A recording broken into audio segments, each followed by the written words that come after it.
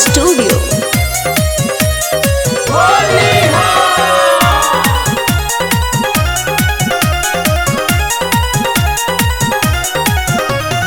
होली खेले गइल रहली भौजी जादव जी के टोलिया। होली खेले गइल रहली भौजी सिंह जी के टोलिया। अरे भौजी बाभना के टोलिया। अरे भौजी पांडे जी के टोलिया। अहिरा के बेटा ये भौजी रंग दे रस चोलिया। जादव जी के छोड़ा ये भौजी फारले बा चोलिया।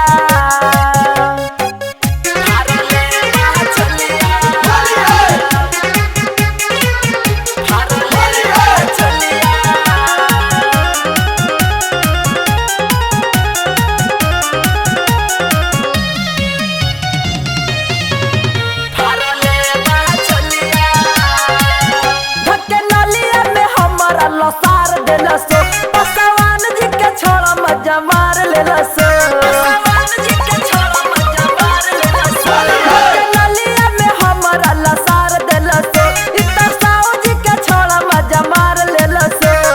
पसिया के छोड़ा ये भौजी मिसा देलस गलिया। चौहान जी के छोड़ा ये भौजी मिसा देलस गलिया। अरे भौजी बिगड़ल बा चलिया।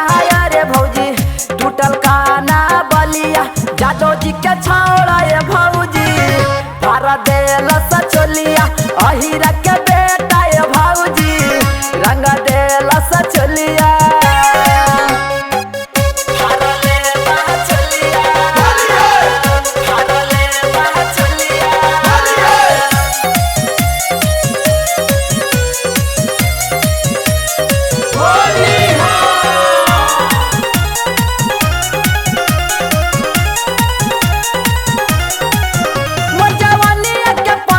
उतार देलसो रंग लाल कपियर काला सार देलसो।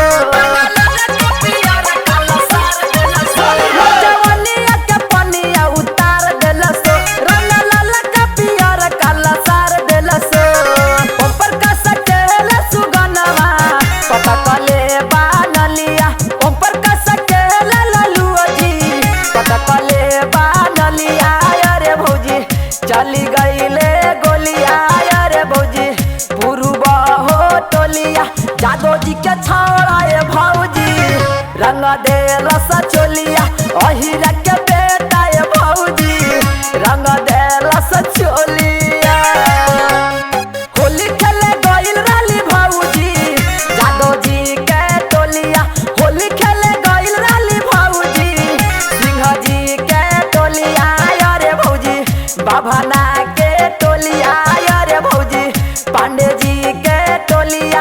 अहिरा के बेटा ये भौजी रंग दे रस चोलिया। जादव जी के छोड़ा